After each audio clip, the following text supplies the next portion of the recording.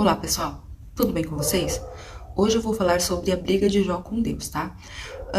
Basicamente a gente conhece a história, mas eu vou fazer um breve resumo. Era um homem íntegro, fiel a Deus, né?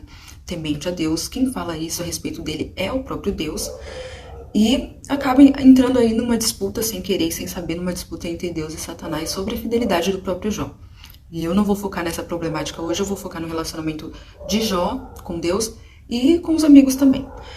E aí, Deus permite que Satanás deixe Jó sem nada, doente, né? Enfim, ele fica com um caco de telha para coçar as suas feridas e com a mulher dele. E aí, o que acontece? Os amigos dele descobrem que isso aconteceu com ele e vão até ele, se compadecem, choram por ele e ficam com ele durante 7 dias e 7 noites em silêncio, sem falar nada. Até que Jó resolve começar a falar. Jó começa o discurso dele amaldiçoando o dia que ele nasceu e começa a se perguntar por que Deus permitia que coisas ruins acontecessem com pessoas boas, né? E por que Deus permitia que pessoas viessem ao mundo só para sofrer. E aí um dos amigos dele responde dizendo que certamente ele havia pecado para que isso acontecesse, que Deus o estava punindo. E aí Jó fala assim, não, eu não pequei, tenho certeza que eu não pequei. Aliás, se Deus acha que eu pequei, eu gostaria que ele viesse e me falasse, né? Qual foi o meu pecado? Porque eu não tô sabendo disso. Eu não pequei. Aí os amigos dele responderam, então você tá falando que Deus é injusto? Que ele tá te punindo sendo que você não fez nada? É isso mesmo, Jó? Aí Jó fala assim, é isso mesmo. Deus é injusto. E ele ri para os planos dos perversos. Ele ri da desgraça dos inocentes. E aí Jó começa a realmente cogitar ter uma audiência com Deus. Só que ele fala assim, pensando bem, eu acho que ele nem me daria ouvidos. Na verdade, eu acho que ele me trouxe para a terra para ficar vigiando os meus passos, para na hora que eu cometesse uma falhinha que fosse, ele investisse contra mim. Na verdade, eu tenho certeza que ele está me perseguindo, que tanto que se eu me limpasse, ficasse limpinho, ele me jogaria na lama só para poder investir contra mim. E aí os amigos dele ficam chocados com isso, né? E falam, não, né, se os seus filhos morreram foi porque eles pecaram, e a gente sabe pelo início do livro que não foi por isso, foi pela disputa entre Deus e Satanás. E os caras ainda têm coragem de falar dos filhos dele, né? E aí Jó fala, pô, vocês deveriam estar desconsiderando as palavras de um homem desesperado, me deixar desabafar. Olha só o que vocês estão falando pra mim. Então, basicamente, Jó coloca em xeque o caráter de Deus, né? Especialmente uma das suas principais características, que é a justiça.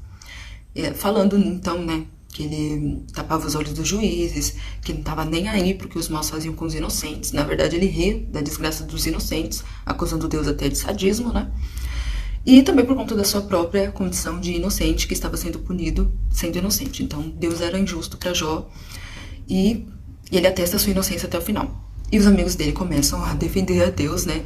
E dentro do nosso entendimento a respeito de como Deus trabalha, né, de como Deus funciona, nós hoje estaremos do lado dos amigos de Jó, porque eles falam basicamente aquilo que está escrito em Deuteronômio 28, né, aquilo que Provérbios também fala isso, que Deus é justo, né, e quem plantou bem, colhe o bem, quem planta o mal, colhe o mal. Portanto, Jó tinha pecado sim. E então, chega Deus para dar a resposta. E ele chega já metendo 2 pés no peito de Jó. Ele fala assim, quem é esse que está pervertendo o juízo e falando de coisas que não entende? Jó, já que você, né, tá falando com tanto entendimento das coisas, é porque provavelmente você estava lá comigo quando eu criei tudo, né? Quando eu coloquei os limites dos mares, né? Quando eu, enfim, fiz toda a criação. Você estava lá. Na verdade, você está junto comigo quando eu governo a criação, não é mesmo? Então, já que você está lá comigo fazendo tudo isso, você vai saber me responder. Eu vou te fazer umas perguntas, você vai saber me responder. Deus é muito irônico com o Jó. Então, Deus faz várias perguntas a respeito da criação e do governo da criação e dá direito de resposta a Jó. Lembra que Jó achava que Deus não daria direito de resposta, nem daria ouvidos a ele? Então, Deus dá. Só que aí Jó fala assim, eu não sou nem doido de te responder. O que é que eu vou te responder? Na verdade, eu vi que eu tava falando de coisas que eu não entendo, porque a minha visão é assim, a sua é enorme.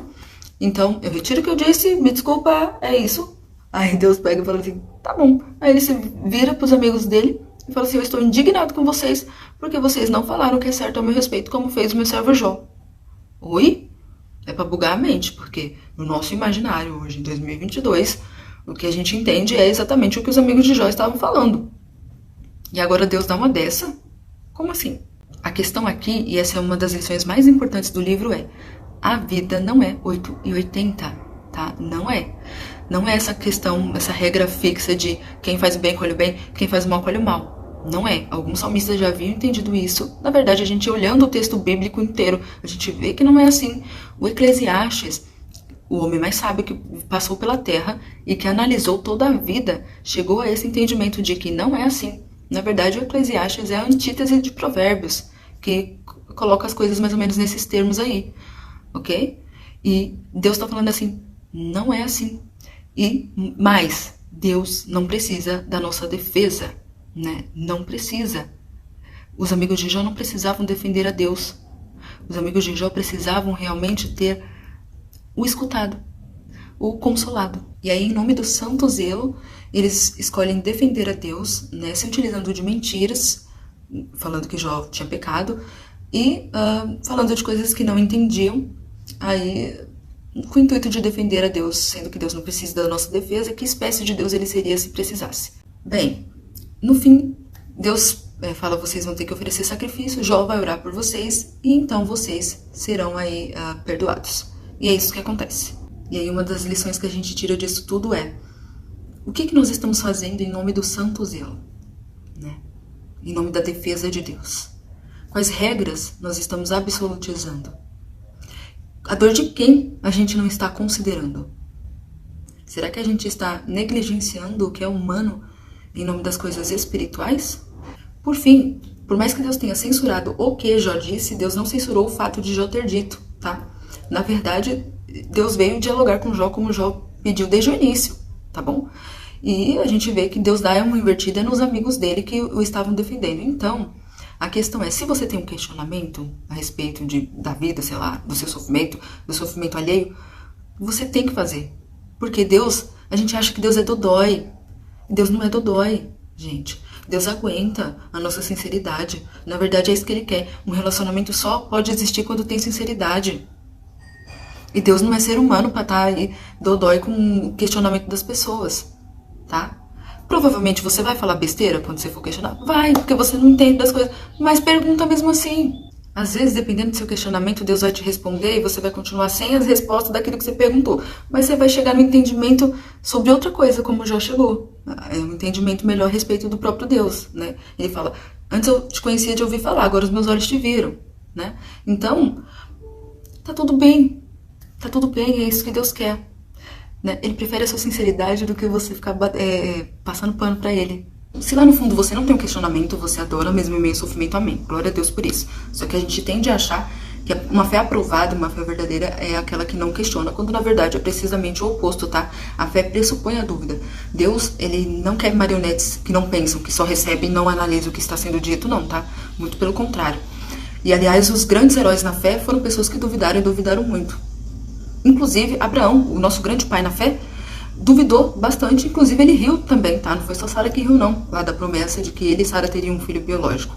Então, a gente precisa analisar, porque muitas atrocidades são cometidas em nome de uma fé inabalável em Deus, de uma confiança em Deus, né? Que, na verdade, basicamente é ego. E os arrais, então, resumem isso muito bem na frase: somente uma fé que se abalou, inabalável é.